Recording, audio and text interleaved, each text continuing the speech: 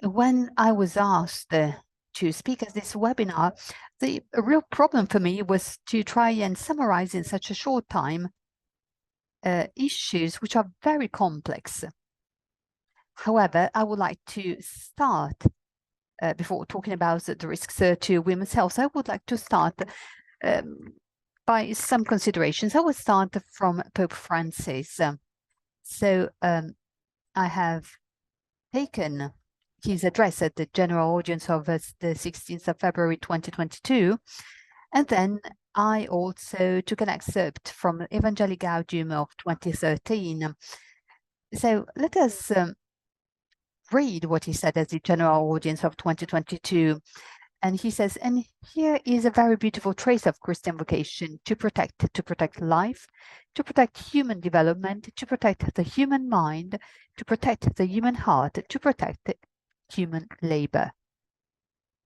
And then in Evangelii Gaudium, we read, among the vulnerable for whom the Church wishes to care with particular love and concern are unborn children, the most defenseless and innocent among us. Nowadays, efforts are made to deny them their human dignity and to do with them whatever one pleases, taking their lives and passing laws preventing anyone from standing in the way of this. I think that this was necessary, especially when we started to talk about the risks of assisted reproductive technology, or ART, even though I'm going to call it artificial fertilization. Well, it is important to talk about the initial problem, that is the fact that we have 3 situations in which unborn children are not considered at all. I was asked to talk about artificial or in vitro fertilization and abortion. Now, this would also entail other considerations, which unfortunately I do not have the time to do, given the time given to me. But I will focus on those products that are used or called the contraception, but at the same time, they can be classified as abortion products, products for abortion, because when you prevent the development of a human embryo, then that product, that medication cannot be called a contraceptive, but it is an product for abortion. So let me start with this, caring for unborn children. With the resort to ART techniques, well, unfortunately, the production of human life in vitro or in the lab in the place that is not the most appropriate one for the development of a new human life, or again, as a selection of embryos, which is strictly connected with the production of embryos in the lab, because when you produce even a few embryos, then you are led to selecting them, because all the embryos produced are not transferred, because they are not all of high quality. And then we have pre-implantation genetic screening. So there is another selection of the embryos. Also, the embryos cryopreservation. This means stopping human life. Parents often do not know what to do, and therefore there are too many embryos, and it is absolutely not it is inappropriate to talk about excess embryos. And then the life and the health of the child. There are not many multiple pregnancies, spontaneous abortions, the prematurity of the child, and also low birth weight, or macrosomia, that is the high birth weight, and also the increase of malformations. This has also been mentioned by many research works, by many papers. On the other side, there is no protection for the child if you want to abort the child. Doesn't matter whether we're talking about a chemical or surgical abortion, or again, life can be stopped through abortion medications that actually inhibit the development of life. So let us start to talk about the risks for the life and health of women. I would like to start by saying if that an act does not in itself preserve human life, then the presence or absence of risk does not change its reality. Let me explain this. If there were no consequences for the life or the health of the woman after in vitro fertilization or after abortion, then this does not change the case of abortion or in vitro fertilization, because there is already the first problem, which is that we did not care for the unborn child. However, it is important to know risks for one's life and one's health, because this can help women discern better their choices. And therefore, this can help women make informed decisions. If the woman knows all the risks for herself and the child, she might decide not to resort to fertilization or to abortion drugs, medications.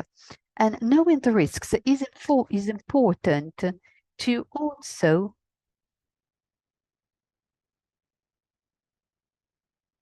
could help the women make different choices. Because there are many specialists, many experts that could should support women. Well, of course, women are responsible because they make the choice themselves. But at the same time, those who did not support women to make different choices are also responsible of this. Therefore, it is important for us to inform, to provide information on the risks for women's lives and health. And women should also have a duty to get information, because if they make a choice without knowing all the risks, then the choice would be done not with all the information provided. So why is it important to talk about women's health? When we talk about health, we do not only talk about physical health, physical well-being,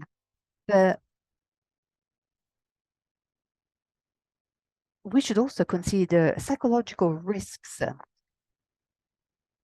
And this also applies to ART techniques. There are many risks connected to both the women, but also for the couple. Health also has a spiritual dimension, not only social dimension, more a moral dimension. So when we talk about health, it means to look at the person in a holistic way. We also know that health is impacted by many factors.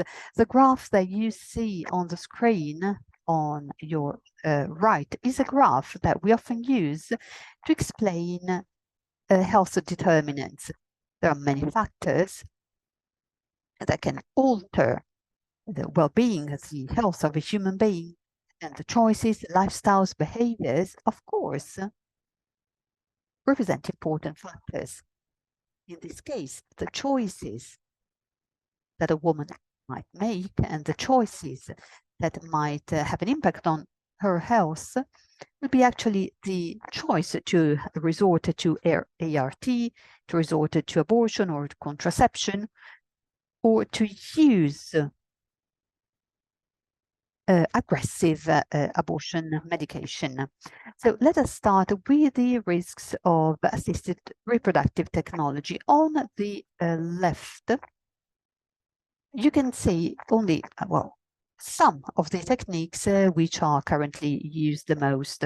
So we go from intracorporeal ART, such as in vitro fertilization, that we have two techniques of in vitro, extracorporeal in vitro fertilization outside of the woman's body.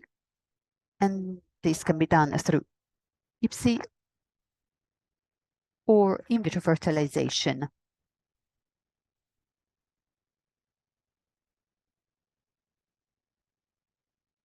A common factor among all of these techniques is to stimulate ovulation. It is one of the problems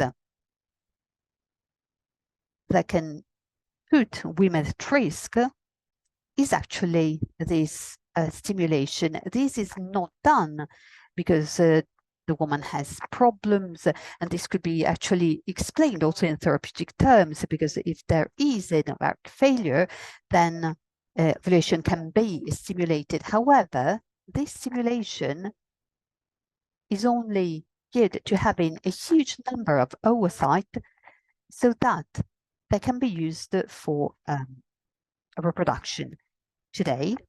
Nowadays, the various procedures try to develop tailor-made protocols for individual patients, but there is always a risk. There are risks of excessive doses. I recall that one of my patients had the stimulation had, and in the same cycle, she had released 45 oocytes, which is, if we think about an oocyte per month, that is nearly the potential that a woman would release in 4 years, with a huge risk for her health. And she might have developed.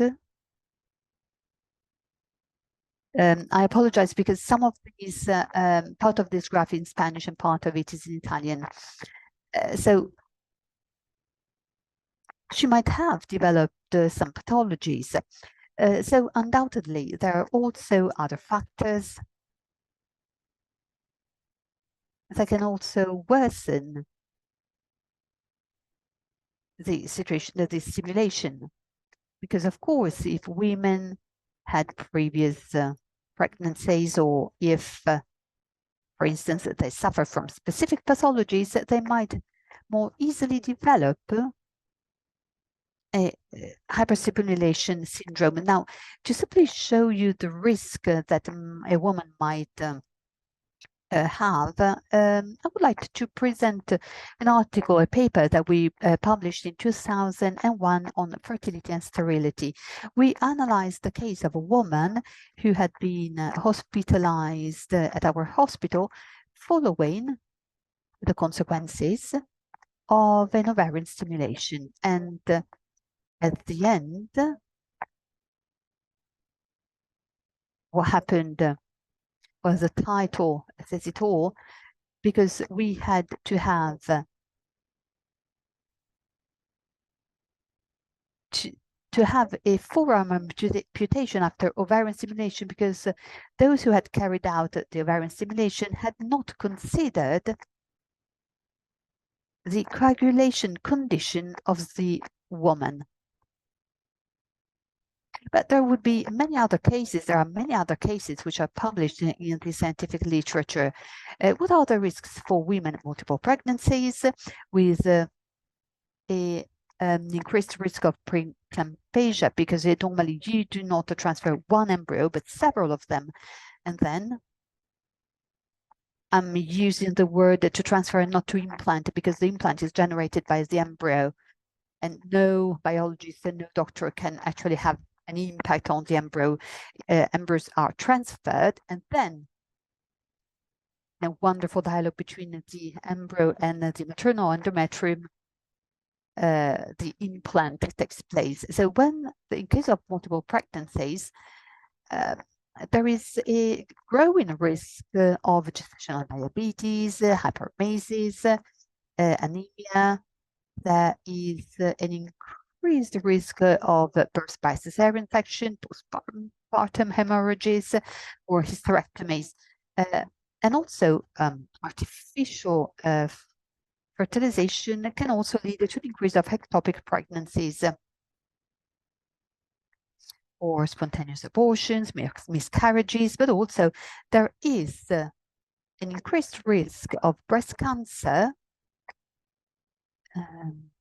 This is an issue that is still very much debated, but it was observed that there could be a possible increased risk of breast cancer for more than 2 decades after delivery of the child, especially in women with a family history of breast cancer, older age at first birth, and if they have had already other pregnancies. But let us consider the risks for abortion for women.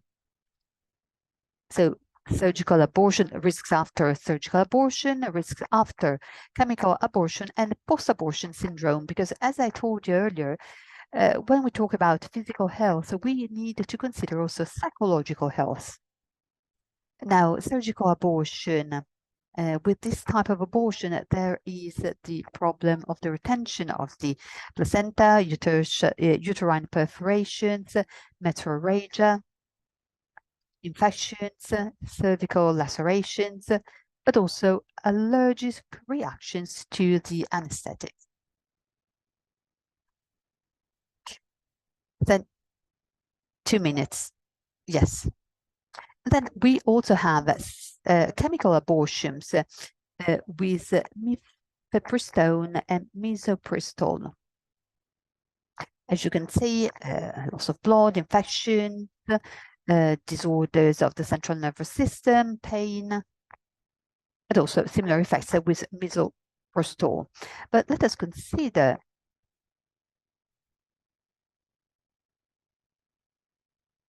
the risks connected to estrogen pills, a thromboembolic risk, cervical cancer risk, a risk of breast cancer, and then the 5 days after pill, we have a list of all the problems, and then other risks connected to ectopic pregnancies, thromboembolic risk.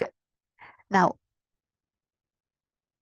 we can inform women, and as it happens for all risky behaviors, there's the first risk, which is the knowledge of the risk perception. Then everyone understands the risk in a different way, and there's a decision whether to run the risk or not. What are the factors that actually are connected to taking the risk?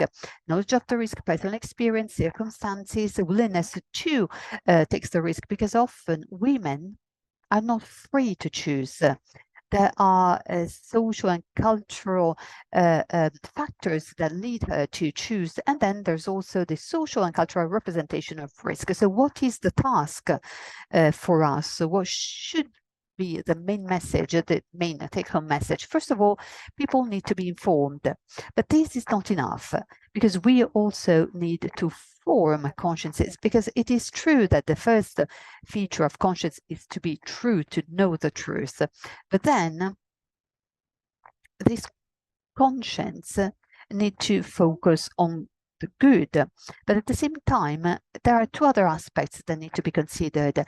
Even if women accept to take the risk, they should not be abandoned, but they need to be accompanied and welcomed and supported. Because often there is also because often those who made certain choices are abandoned. Some women took risks that then led to pain and suffering.